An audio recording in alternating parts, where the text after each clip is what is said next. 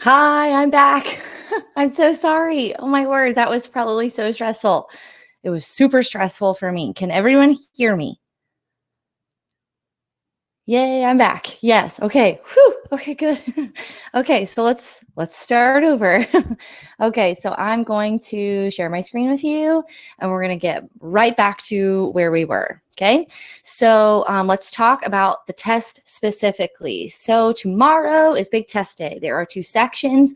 Again, this is just a super quick recap. You'll have 100 multiple choice questions in 70 minutes, and then you'll have probably about a 2, or well, not 2, but 10-minute break approximately, and then you'll get into the FRQs. There are 2 of those.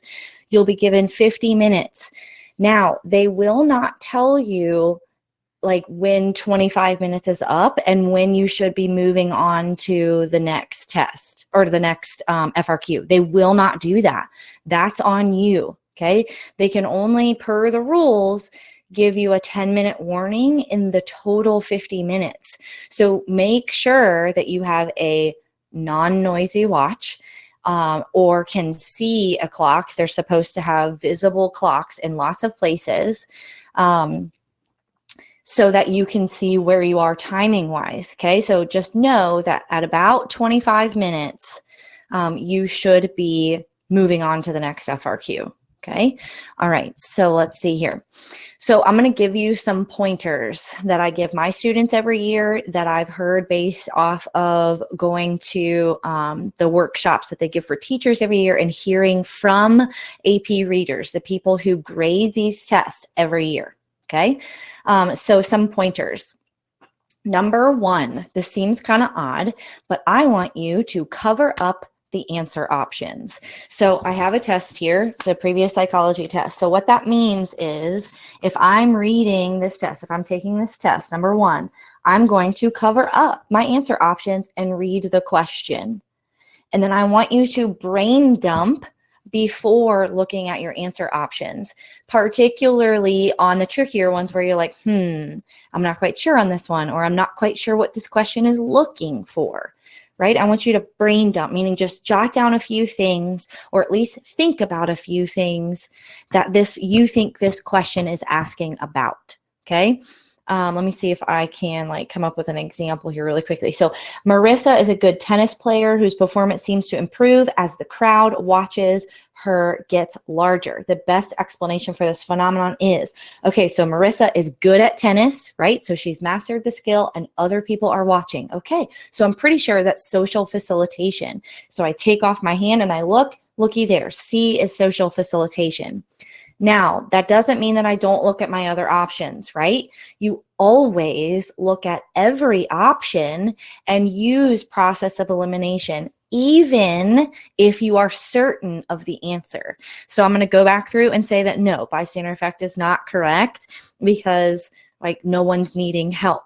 It's not misattribution because she's not attributing other people's behavior. It's not a social schema because it's not about new experiences. And it's not the self-serving bias because she's not attributing her behavior to things. Okay, so again, cover up the answer options, do a quick brain dump, then look at them, use process of elimination. And really don't only do process of elimination in your head, right? Don't do that. Do it on paper. Actually mark them out. And this kind of leads me to the next one. I want you to help your future self. Really, that's a great life choice. It's just to help your future self, right? Pack your lunch tonight for tomorrow. Help your future self. Well, you can do that on the test too. I want you to not only help your future self with process of elimination, I want you to do it by circling the numbers you've skipped. And most of you probably do that. But if you are spending too much time on a question, right? So think more than 30 seconds to 45 seconds to a minute or more, you need to move on. But I want you to circle it on your paper. But also, I want you to somehow mark the ones that you have answered, but you want to revisit. So maybe put a little dot next to those, right? I put a little star next to one that I want to make sure that I revisit, meaning I need to go back to the ones I skipped first. But if I have time, I want to revisit this one. And I've already helped my future self by using process of elimination, so I don't have to do it again, right? Using process of elimination is important here, so you don't have to go back through the options when you revisit. Not to mention, if you can get it down to 2, even 3 options, you've increased your probability of getting it right. Okay, so process elimination, help your future self. The next one, I forget. Oh, yeah. I tell this to my students all the time, because when we go over tests after we've taken them, and like, I'm so mad at myself. I should have just gone with what I answered the first time. In my experience, okay, so this is based off my experience, not like empirical research or whatever. Go with your gut. Go with what you originally think is the answer. Unless and only unless you recognize you've read the question wrong. Like if you miss the part where it says all of the, or I'm sorry, which one of these is not the right answer. Don't you love those? Or which one except, or the least likely, right? If you've read the question wrong, then you read the question wrong. You got to reread it and kind of restart over. But other than that, go with your gut when it comes to multiple choice. Okay, I'm just going to kind of check back in the comments here. And let's see. Yeah, make sure that all these questions that you guys are asking, that you go to the Ask a Question tab. So if you go to the Ask a Question tab and you see that other people have already asked your question, you can vote it up. Because the ones that I see have been voted up, those are the ones I'm going to answer sooner, because more people want that question answered, if that makes sense. Okay. I never go with my gut. That's a good tip. Thank you. I'm so glad you think so. Go with your gut, again, unless you've read the question wrong, or unless you didn't read all the answer options, right? Go with your gut. Another good way to kind of make sure that your gut is right is it's kind of like 2-pronged here. I tell my students that every question tells you what it's asking. Every question leads you to its answer. You just got to digest it a little bit, okay? Underline the key terms and what it's asking for in the question. Don't underline everything. Underline what it's asking for. Underline the big hints as to, oh, it's telling me that it's this vocab term when it says that here, okay? So go with your gut, underline in those questions, process of elimination. You guys have probably heard most of these before. You're going to do just fine. Okay, let me check some questions here just to see if there's anything about multiple choice. These are all content. I don't see anything about multiple choice. So we are going to go back. All right, let's talk FRQ. Okay, so some pointers for the FRQ. Here's what I want you to do. So you get the FRQ, right? And it's going to be, in most cases, some form of bullet points. It might not be just a straight list. It might be in parts, right? Like part A, part B, part C, whatever. And then they give bullet points within each part. Normally, each bullet point is 1 point, meaning one thing you have to do to get the point, to get the points to do well in the FRQ. So what I'm telling you to do is when you go to write, I want you writing 1 paragraph, as in 1 chunk of an answer for that term. So for 1 term, or for 1 point, 1 thing it wants you to do, I want you to write 1 paragraph. That paragraph does not have to be what your English teacher tells you is a paragraph. It doesn't need a thesis, or it doesn't need like a transition. It doesn't need a topic, sentence, blah. Throw all that out of the window. Just write in space 1 chunk about each term. Okay? So write your response in paragraph form using 1 paragraph to address only 1 term. So when you have 1 paragraph, you've only talked about 1 thing in it. Okay? You do not have to relate all the things together. Don't do that. Don't relate all the things together. They don't ask you to do that. Just talk about the term in context of the prompt, the example that they give you, and do that for each term in 1 paragraph per term. I think I've said that. Okay, the next thing is answer in order. Answer in order of what the prompt gives you. Now, this is not absolutely required. Please hear me when I say that. Answering in order is not required for you to get the point. What is required to get the point is that you state the term that you are addressing. So let's say that social facilitation is one of the terms. You need to start that paragraph by saying social facilitation is blah, blah, blah, blah, blah. Okay, you've stated the term. The reader knows what you're going to talk about. I still want you to answer in order though, because it's human beings grading your FRQs. If you make it easier for them to boom, boom, boom, go right down and see how great you are at knowing your psych terms, it's going to be easier to give you those points.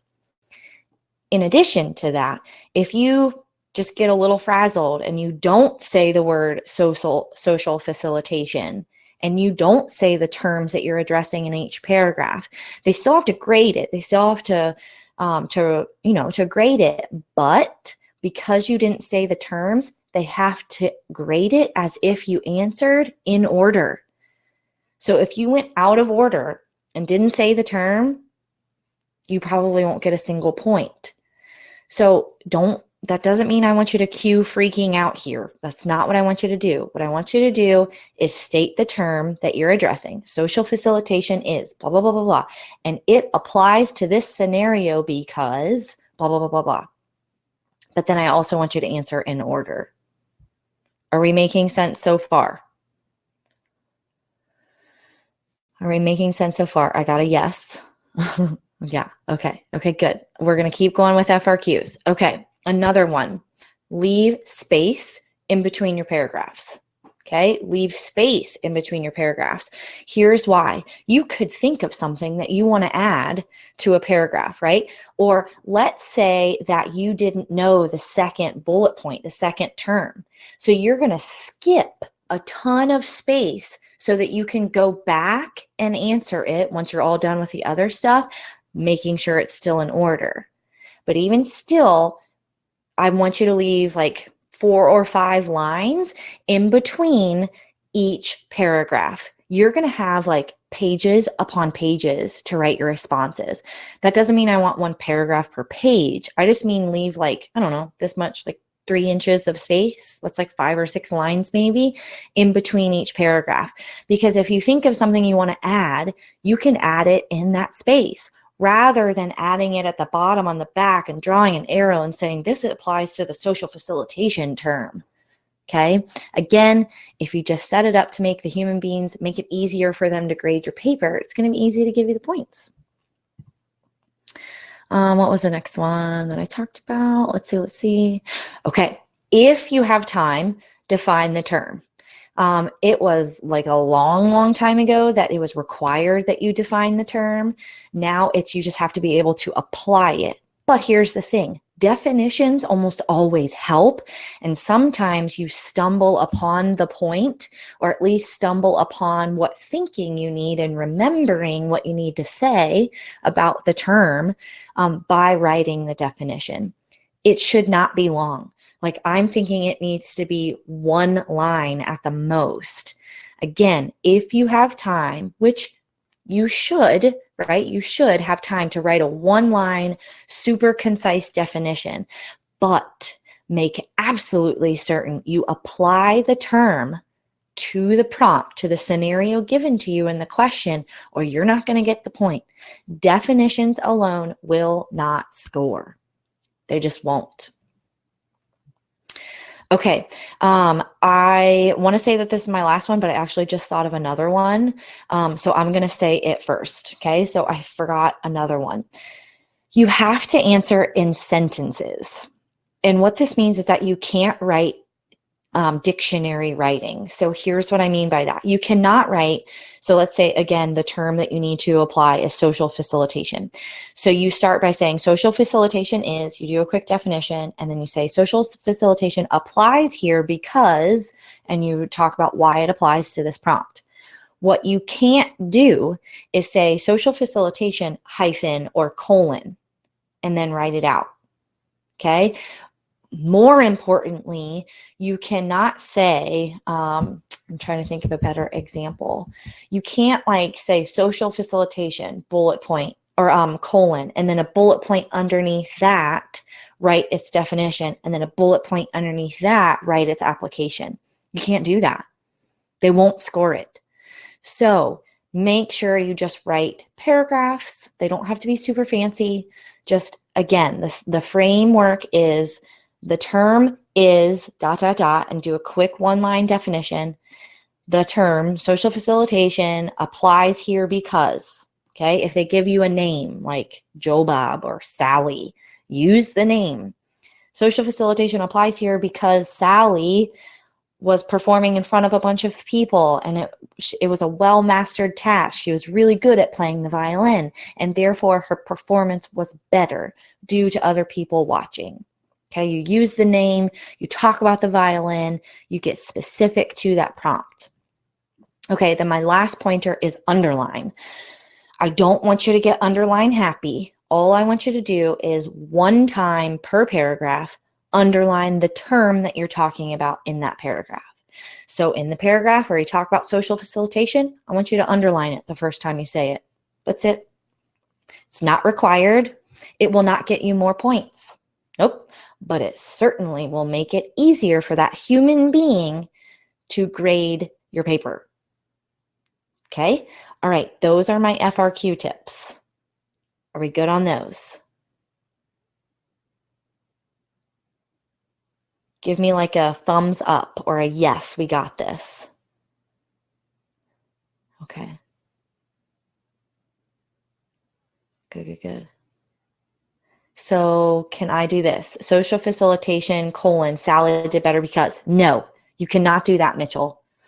I think they will read it and they will probably grade it, but there's not a lot of clarity over what they will and won't grade there. So don't just take out the colon and say social facilitation applies to Sally because. Does that make sense? So if you just define the term, you won't get the point. Correct. So Kathleen, if you just define the term, because most of the FRQs, like all of them that I've seen in the last 10 years that I've been teaching, they have all been application. That's what they are. You have to apply it to the example, the specific scenario that they give you. And if you don't, Lily, I'm going to come back to that. What if the definition is wrong? I'm going to come back to that, I promise. Okay, so if you, oh shoot, what was I saying? If you don't apply it, you only define it, you're not going to get that point. Now, what if the definition is wrong? Here's the thing. If the definition is wrong, but the application is right, you're good. You're good, right? You can't,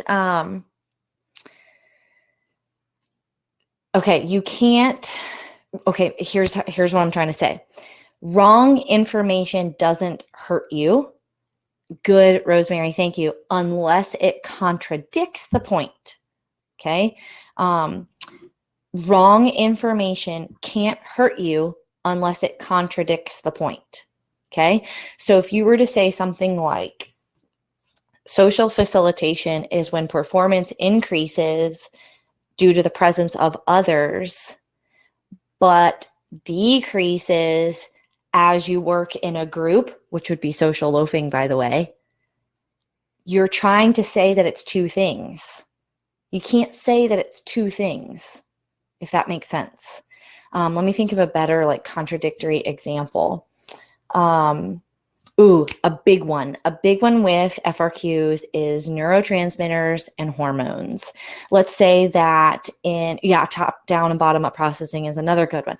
Let's say that in the FRQ, they give you endorphins. You've got to apply endorphins to an athlete who's out on the field in like the state championship, something like that. Okay. And you go to talk about endorphins and you say endorphins is a neurotransmitter that helps with pain perception. And you go on and say that with Steve, the football player out on the field who rolls his ankle, gets a rush of endorphins, the hormone that helps you with pain perception, you have now contradicted the point. You can't say that it's one thing and then say that it's opposite.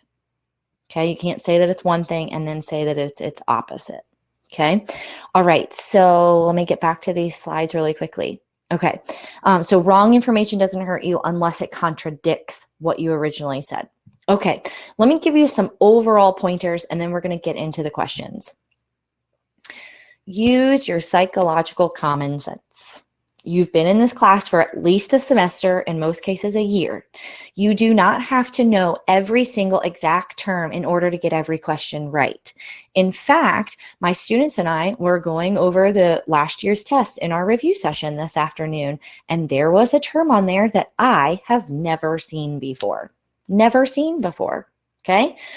But I could gather some things about it, meaning my students, right? My students could gather some things about it just because they've been in the class for a year and they know tons of terms. So use what you know. Think about what you do know and how it might help you even when you're looking at something that you don't really know exactly. And process of elimination. So that kind of brings me to my next point. Think of what you do know, brain dump it, use your process of elimination, and you'll get it. You'll get close. Okay. This is a big one with names.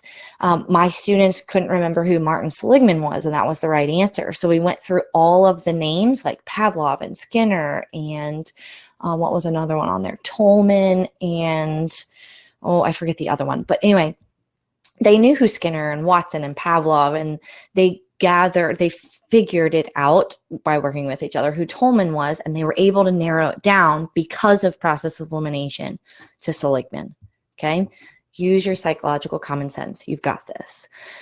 And then I saw this in the comments when we first got on. You got to kick the negative self-talk. Got to kick it to the curb. Even if you aren't feeling overly confident, quit it, right? Get all up out of your head and all up out of your feels and your thoughts, right? You've got to think and talk positively. You've got this, okay? Even if you feel like you don't, fake it till you make it. Have you ever heard of facial feedback? Facial feedback, it's totally a vocab term for this course. It's the idea that even when you're feeling down, if you force yourself to smile, or if you do this, no, it's not that, it's this. You will perceive things with a more positive vibe simply because you're mimicking a smile. Now, this doesn't mean that I want you to carry around your pen in your teeth, but it does mean that I want you to force yourself to smile a little bit, force yourself to take a deep breath, force yourself to say something positive about yourself. Even if it's, you know what, this test doesn't define me. I'm going to give it my best. I'm going to give it my best, and I'm going to go with what I know. I'm going to use some of these pointers we talked about, and it's going to be great. I've got this. Okay. No more negative self-talk. Okay.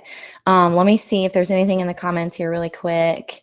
Yeah. Tolman is a behaviorist who did the rats in cognitive maps. So latent learning. Yes, I can go over latent learning. Latent learning and cognitive maps is Tolman. Good. Seligman is learned helplessness. Bandura is the Bobo doll, and reciprocal determinism is his other one. Okay, so let's get to some questions. Okay, so let's see.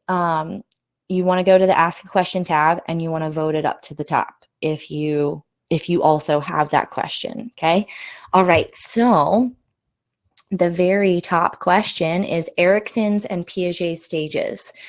Okay, so the stages are big ones, right? Let's start with Piaget because they're smaller.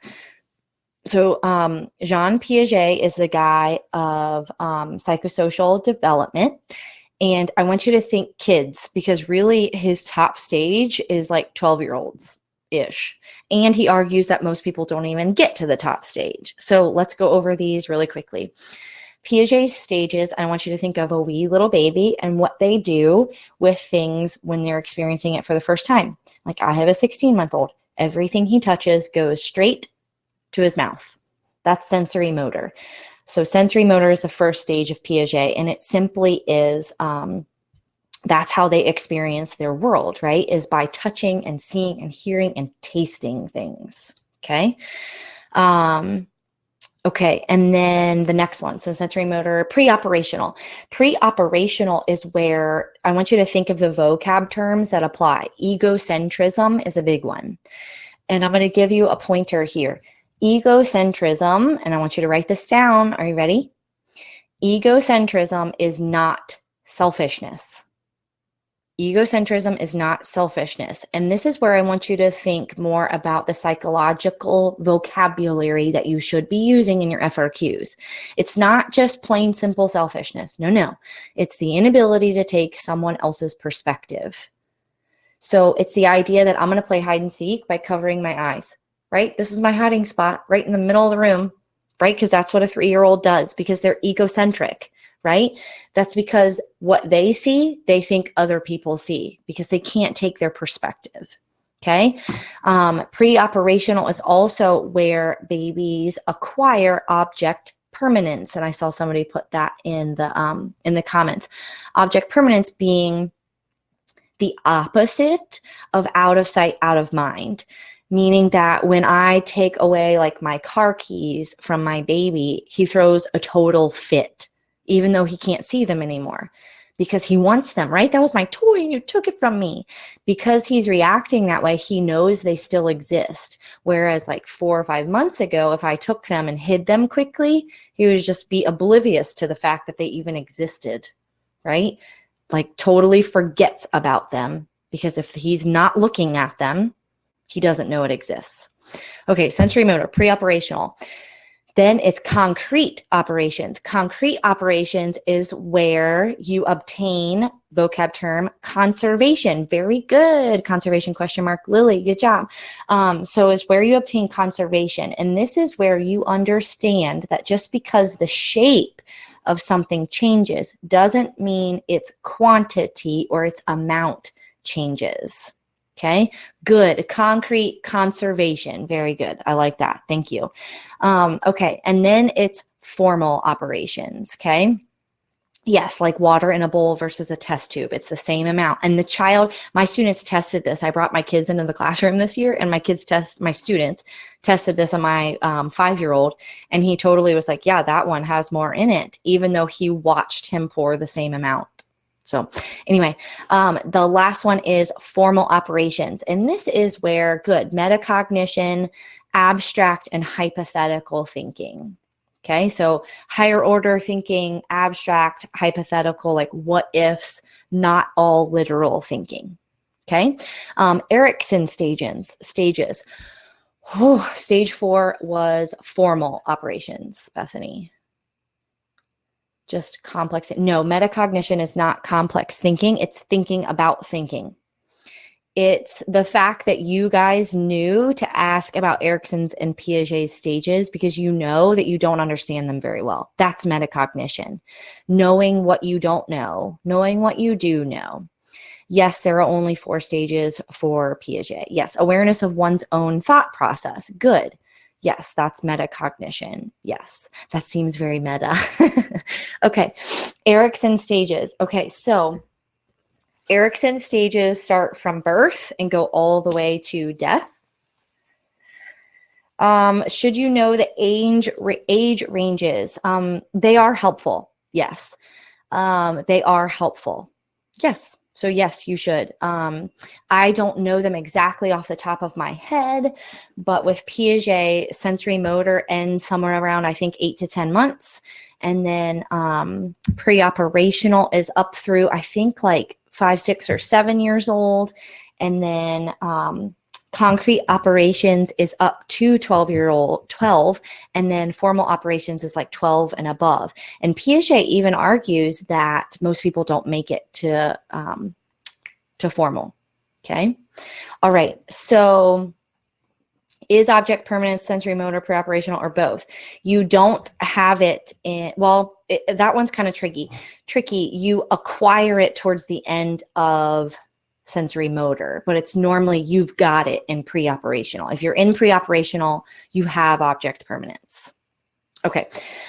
So let's see. Erikson goes from birth to death. And I want you to think about the big milestones in life, in all life. Sandmail.20, that is physical maturation. Should we know things like when a baby starts walking or is able to sit, you should just know that you have to roll over and then sit up and then crawl and then walk. And that's physical maturation. And that's it. Okay, I got to focus on Erikson here. No more comments for just a second. Okay, here we go. The first stage is trust versus mistrust. Think about what a baby is going through, right? Like they just came out of the womb and have entered this world for the first time. They can't feed themselves, which is the most important thing. They cannot change themselves. They cannot keep themselves safe from the elements, meaning warm, not cold, right? Not too hot. They have to have someone else. And so through the attachment that they develop with someone else, they learn to either trust this world or mistrust it. And that really sets them up for lots of different complicatedness the rest of their lives. Okay, so Erikson stages, I'm going to admit to you that I've been teaching this course for 10 years and I still trip up on these stages. So the next one is, oh boy, pretty sure it's autonomy versus shame and doubt. Can somebody check me on that one? Oh, somebody said, yeah, autonomy. Oh, yes, I'm on it. Okay, autonomy versus shame and doubt. And then the next one, which is initiative versus, I think, inferiority. Those initiative versus guilt. Thank you. Initiative versus guilt. Those two are incredibly similar, incredibly similar. So with autonomy and shame and doubt, I want you to think of a toddler. So think like 2-3 years old, right? And how they are wanting to try and do things on their own that they have seen other people do. So I want to buckle my own car seat. Have you guys ever seen that YouTube video of the little girl who's buckling her own car seat? Absolutely hysterical. She tells her dad, you drive. You got to YouTube it. It's fantastic. Anyway, she's in autonomy versus shame and doubt, where you want to try things on your own. And if your parents don't allow you to do that, you feel a lot of shame and doubt about your abilities. Initiative versus guilt is where you don't just do things that you've seen other people do. It's you take initiative to do things for yourself. Meaning like you get dressed in the morning, even though you weren't told what to wear or that you needed to get dressed. It's so darn similar that even I struggle to tell the difference. I just know what it means to take initiative in things, and you do things even when you're not told.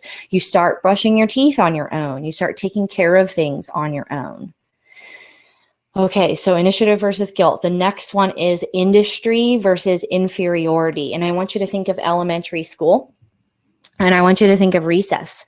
Recess is where you kind of find your niche, right? It's where you kind of find what you're good at.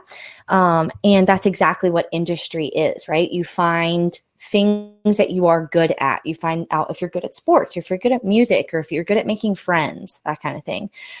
Industry, and then, I'm pretty sure then it's the adolescence one, which is identity versus role confusion. Thanks, Mitchell. So that's where most of you guys are, right? In adolescence. Where you are figuring out where you're going to go and what you're going to do in life and who you are. Okay. Then you make a really big jump into early adulthood, and that is intimacy versus isolation. And in your early 20s, right, mid 20s-ish, that's where you start kind of finding the people that you're going to spend the rest of your life with, right? So not just like your life partner, but your besties too, right? Like friends start falling off because you lose touch, but also you start making those solid relationships. Okay, so intimacy versus isolation. Then it's generativity versus stagnation. And this is middle adulthood, where you really you either find your groove and your purpose in what you do for a living, what you do for your life's purpose, or you're stagnant and you just kind of go through the motions. Okay, so generativity versus stagnation. Then it is it integrity versus despair? Man, I just got them all right. Yes. Okay. So integrity versus despair is the end of your life when you're looking back on your life. Do you look back on it with integrity of, yes, I lived it up. I met my priorities, I live my life the way I wanted to live my life? Or do you look back with despair? And that's pretty much it. Okay, so we're done with that one. Wow, that was a long one. Can you please go over the stages of sleep? Sure. Yeah, so I'm going to start talking about the stages of sleep. Okay, so I'm kind of going to draw with my finger here. Okay, and that as you are awake, right, you're alert, you're nice and up here, right? And then you're in stage 1, which is simply your transition into sleep. Okay, so then you go down to stage 2, which is where you have K complexes and sleep spindles. Stage 3, which some people are arguing isn't even a stage because it's just a transition to stage 4, which is your deepest level of sleep. That is where you sleep, talk, and walk. That is where children have night terrors. That is your deepest level of sleep, that where if there's a thunderstorm, you won't hear it if you're in stage 4. Okay. And then you go, let me ask you this, comment for me really quickly. Once you go to stage 4, where do you go next? What's your next stage? Oh, it is not REM. Woo, aren't you glad we talked about this? So once you go down to stage 4, you go back up to 3. Back up to 3, then to 2. Don't be embarrassed. Hey, when you make mistakes, you learn better than the people who didn't make a mistake. It's a fact. Google it. Okay, and then you go back to REM. So, all right, stage 1, 2, 3, 4, 3, 2, REM. Notice that stage 1 and REM are on the same level. This is why REM is called paradoxical sleep. REM is called paradoxical sleep because it's on the same level of alertness as like being awake, right? Yes, it's because of brain activity, but it's paradoxical, meaning two opposites are living together, kind of, sort of. Your brain is most active in REM, but your body is paralyzed. So stage 4 might be your deepest sleep, but REM is your most restful sleep. Okay, so the numbers, again, you're awake. You go 1, 2, 3, 4, 3, 2, REM. 1, 2, 3, 4, 3, 2, REM. Very good. Okay, do dreams occur in REM? You better bet your bottom dollar they do. Yes, REM stands for rapid eye movement, because even when someone is observing a sleeper from the outside, right, they see their eyes moving underneath their eyelids. That means they are dreaming. Okay, so let me say a couple more things here. As the night progresses, what happens to stage 4? Go ahead and comment for me. What happens to stage 4? Yes, REM occurs longer and other stages start to shorten and even go away. So the deeper ones shorten and go away first. So stage 4 shortens. Okay. So Ria, yes, pretty sure that is accurate. I need to double check on that, but yes, stage 3 is like essentially gone. Yes. Okay. So yes, REM gets longer. Stage 4 gets shorter and goes away first, to a point where you don't even go down there, right? You're just stay in stage 3. And REM gets longer. Now, let me ask you this. When you are sleep deprived, whether you like pull an all-nighter or just have beginning like 2, 3, maybe 4 hours for a few weeks now of sleep, what happens when you finally go back to sleep? Good, REM rebound. So after being sleep deprived, you go in, once you do go to sleep finally, you spend more time in REM. Not only that, but you get there quicker. You get to REM faster. Let me ask you another question. How long is one sleep cycle? Meaning 1, 2, 3, 4, 3, 2 REM.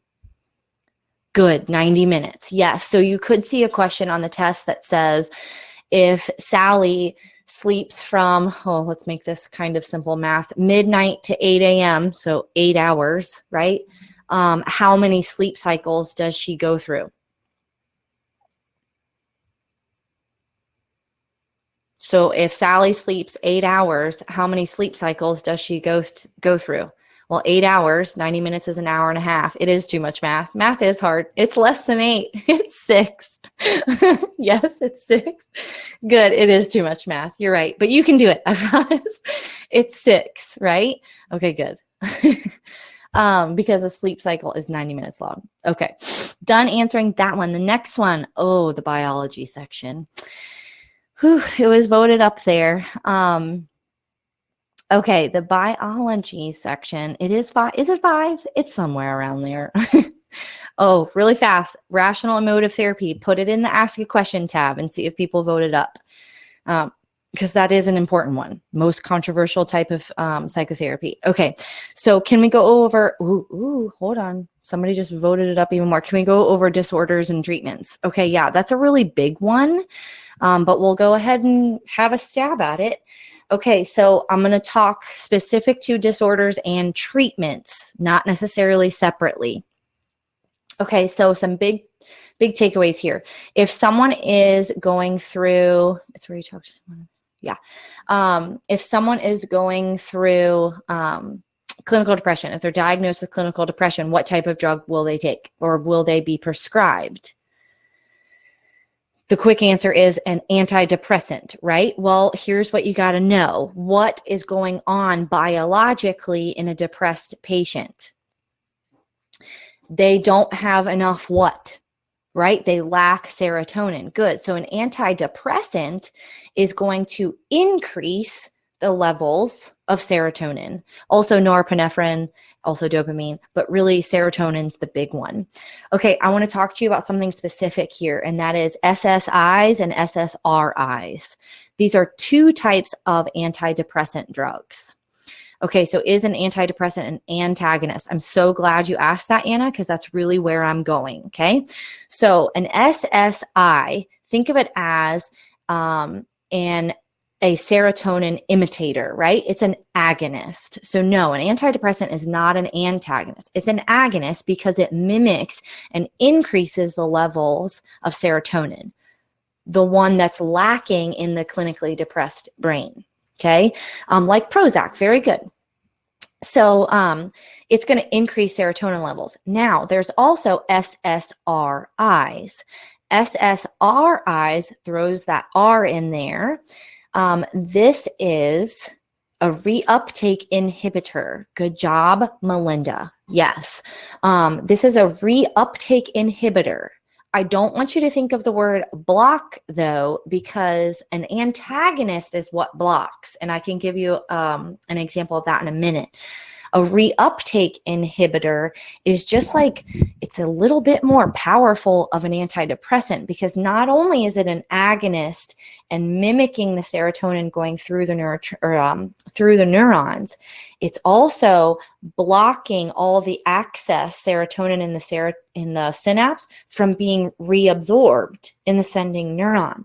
It makes sure that all that extra is also sent. Okay, so it's a little bit like a double whammy, I guess, for antidepressant. Okay, so let's talk. Okay, so quick definition of agonist versus antagonist. An agonist is an outside substance. So think narcotics, think prescribed medications, right? Think caffeine, think nicotine, right? These are outside substances and what impact they have on the neurotransmitters that exist in your body. An agonist mimics the activity of neurotransmitters.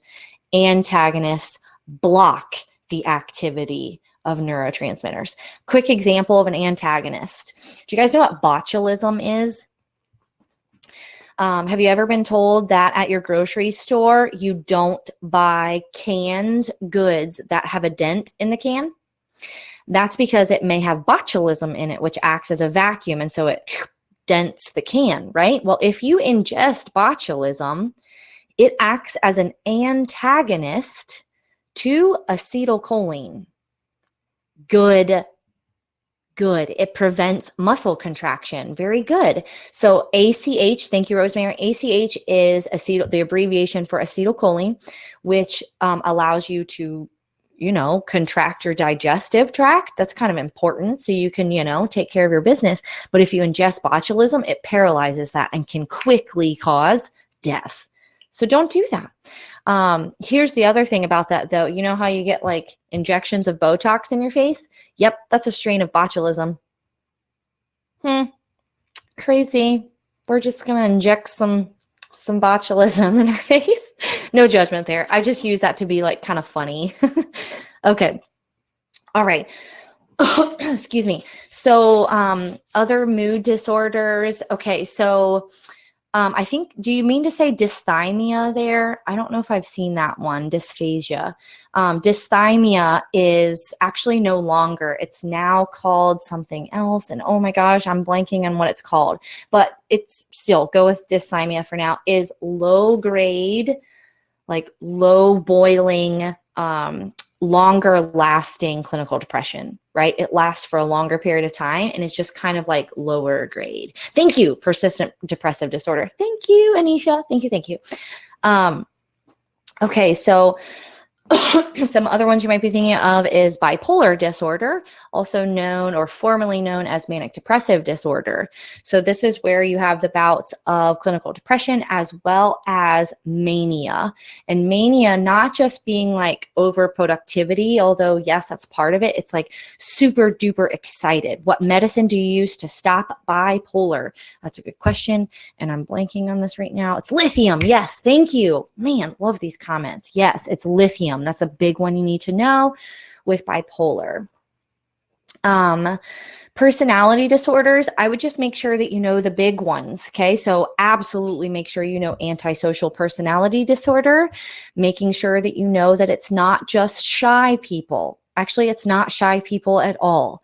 The rule of thumb that I tell students is it's not people who don't want to be around others. It's people who shouldn't be around others, right? Antisocial personality disorder is the psychopaths of the world. It's not caring about people, right? Yes. But it's not just that. It's feeling no empathy whatsoever, no remorse, incredibly impulsive, yes, violent, yes, shudders, serial killers, not always, but yes, but also towards friends and family. Here's the thing. They are incredibly charming though. Right? They draw people in order to manipulate and take advantage. Okay. Other personality, I would know like borderline personality disorder versus histrionic. Those aren't as common. Borderline personality disorder you normally see more often in women. And is kind of symptoms being alcohol and substance abuse, promiscuity, just being a little too out there with her lady parts, if you know what I'm saying. And that's because of the roller coaster ride that it is in the emotions of these patients, and that they have, yes, it was a really good movie. Oh no, I think you're talking about Ted Bundy. There's a movie about this. Oh my gosh. I talk about it every single year. I'm going to think of it. It's got baby Angelina Jolie and Ryder. What's her name? Winona? No, is it Winona Ryder? Is that her name? No, that doesn't seem right.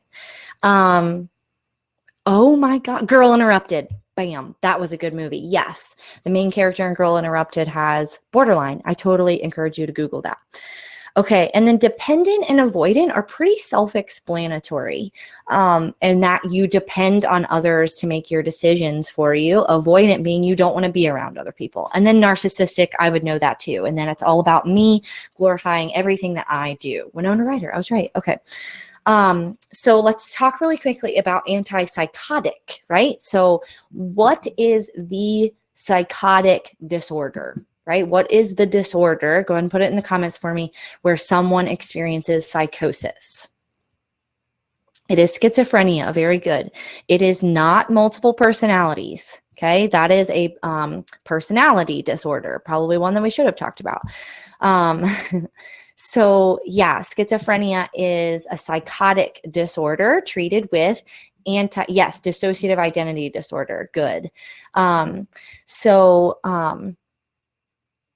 How long is this going to last? Well, I was going to go for maybe like another 15 minutes just because we kind of cut off about 15 minutes. So that's what I was thinking. Okay, so antipsychotic drugs. Again, like we did with the depressed patients, you got to think of what's going on in the brain of a schizophrenic patient. It's too much dopamine, right? Like it's too much dopamine. So an antipsychotic drug is going to reduce the dopamine level. So it's going to act as an antagonist to dopamine. Now, this causes some side effects, right? We will totally talk about hallucinations and delusions. Good. Thank you, Ava or Eva. Good. Too little dopamine is linked to Parkinson's, right? You are absolutely right. And that is such a great segue. Okay.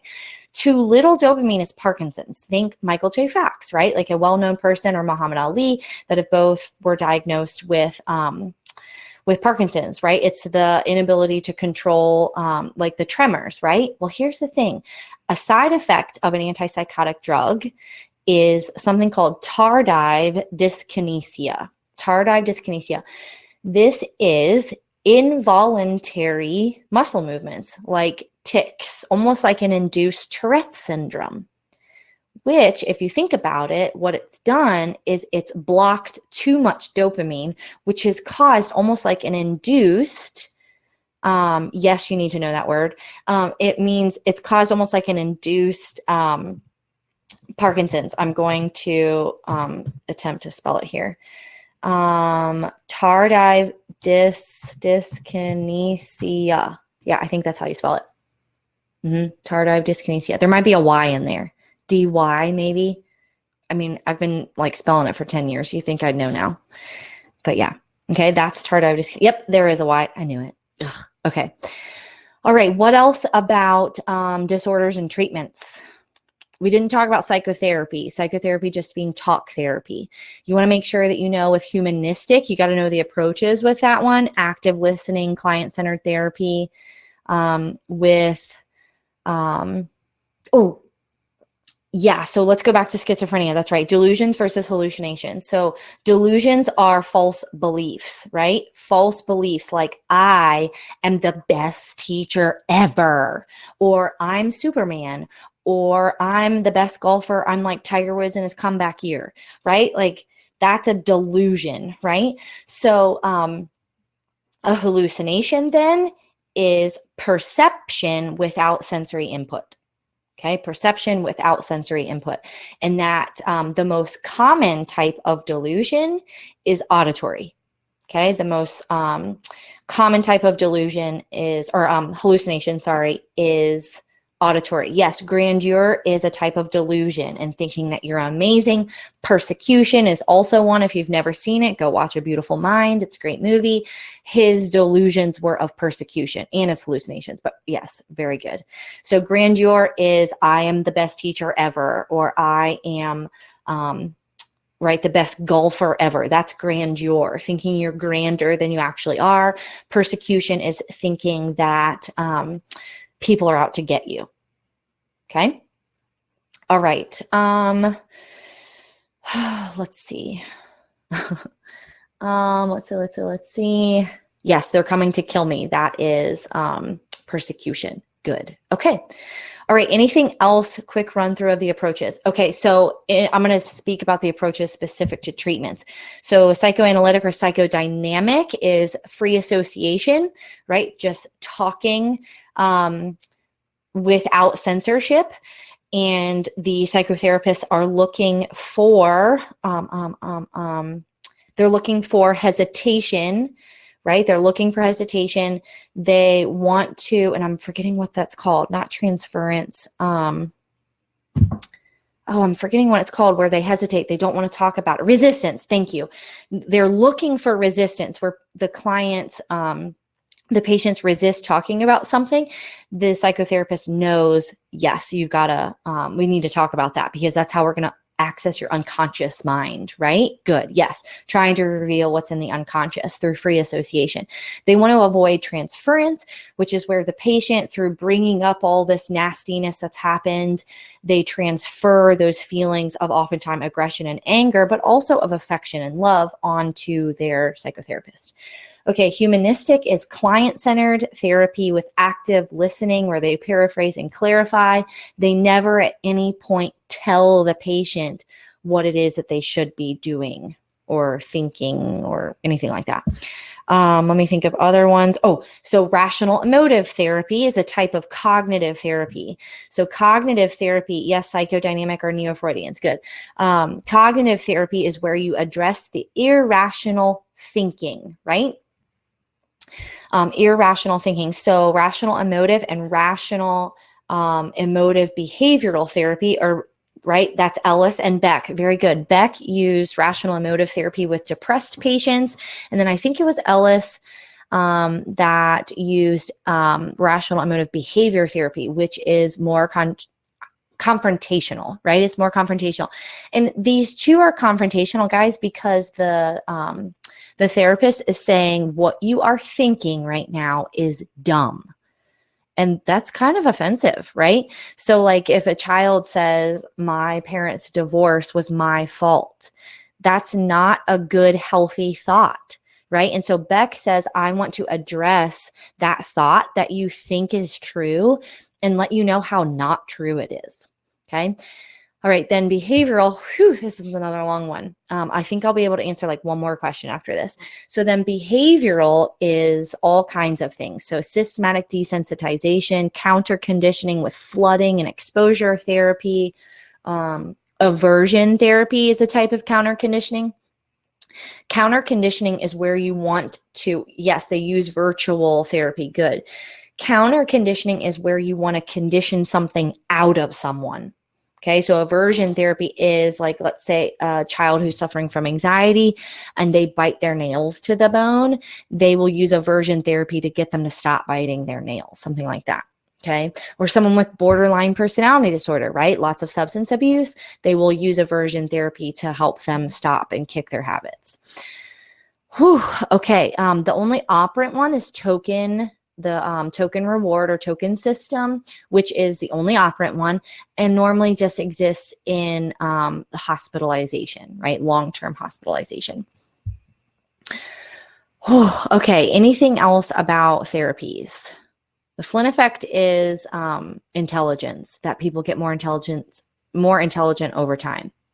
Yes, worldwide IQ scores have been increasing due to not genes, but the environment. Yes. What is token system? Token system is essentially like what your kindergarten teacher did. If you have a good day at school, you get a star. And then if you have like tons of stars at the end of the week, you get to turn in those stars to think like Dave and Buster's or like your local like place, like Chuck E. Cheese, right? You guys know what Chuck E. Cheese is, where you go and you play all kinds of games and you get the tokens or the tickets and you go and cash them in for Slinkies and those like squishy ball things. Okay, that's a token economy. But in this case, it's when you don't do the maladaptive behavior that is your disorder, you get the tokens, or when you do things to replace the bad things. Yeah. Yes, it was mentioned that it was used during hospital. Yes, because that's the more controlled, Lily, to answer your question, that's the more controlled environment, right? You can't do that if all you're doing is once a week psychotherapies, if that makes sense. Okay, I'm going to say we're done answering that one. I'm going to try to go over some smaller ones like parts of the brain. Okay, we'll do parts of the brain really quickly. Okay, so parts of the brain, and this is going to be the last one we talk about. So let's start with the oldest part of the brain, meaning evolutionarily speaking, what has developed first in the human brain, and evolutionarily speaking would have been the most basic things of development of humans, right? So think brainstem, good. So in your brainstem, you've got the reticular activation system, also called reaction formation, which controls alertness. And that when someone says your name, you look, right? Like, oh, I'm alert. What? Yeah. Okay. Yes. Arousal. Don't think sexual arousal. Just think like arousal, like I'm awake. Okay. There's also the medulla in there, which controls the most basic necessities of life, like your, heartbeat. The pons, man, that pons, I've been told lots of things about that pons. I've been told that it helps with breathing, which I think is the big one.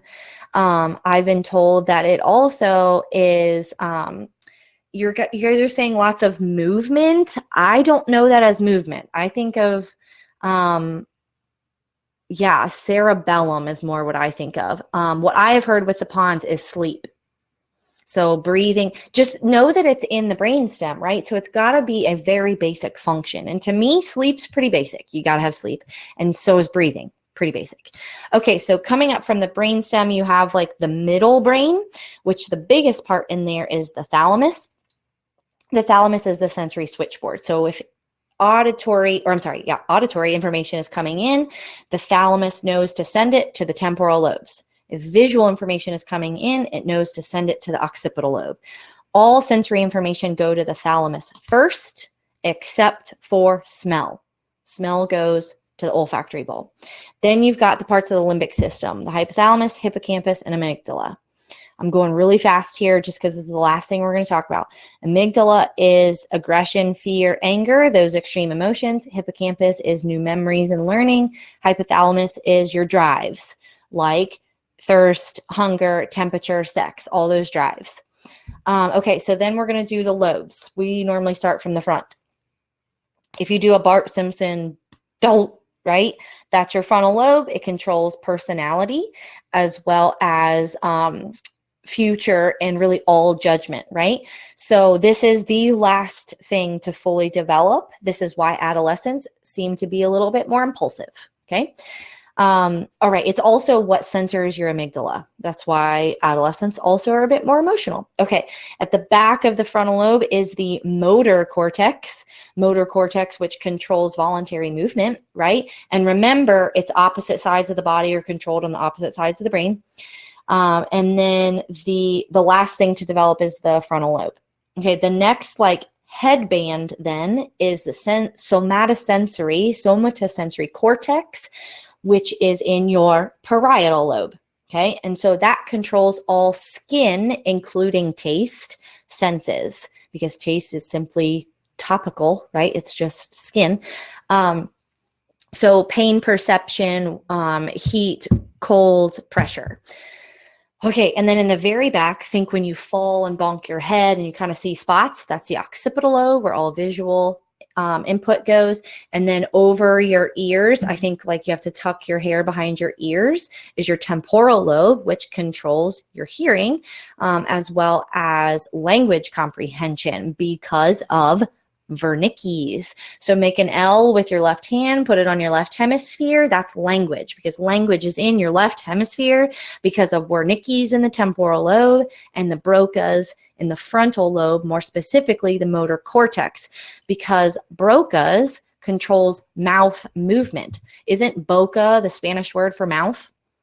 Makes sense then that Broca's area controls motor movement of your mouth, whereas Wernicke's controls language comprehension. Anisha, that's what I literally just talked about, my friend. So you can always get it back in the replay, because I'm sweating.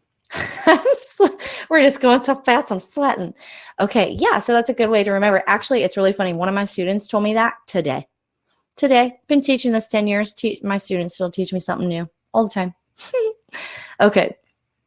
All right. And I think I've talked about everything and done answering. Okay. We're going to call it quits. I'm tired. I am tired. I've been up a long time today. Listen, the last thing I'm going to say is you're going to do fine. If you're here tonight doing this extra work, right, at 10:15 at night, you're going to do fine. I'm going to challenge you. I'm going to give you a challenge. My test is in 2 hours. Oh my gosh, I forgot about like different time zones and stuff. Duh. Okay, I'm going to challenge you a little bit. I don't want you to look at anything psychology related until you open that test booklet, right? For people in the States, that's tomorrow. Okay, you've got this, everyone. Yet remember your Stopson. You want to psych yourself up a little bit with like your favorite like Beyonce music ahead of time, right? But you don't want to be overly psyched out, right? That's your Stopson. All right, guys, everybody have a great night. You're going to do so great. And I can't wait to hear how great you do. It's going to be great. I promise. It's going to be so great. All right. Bye, guys. Have a good night.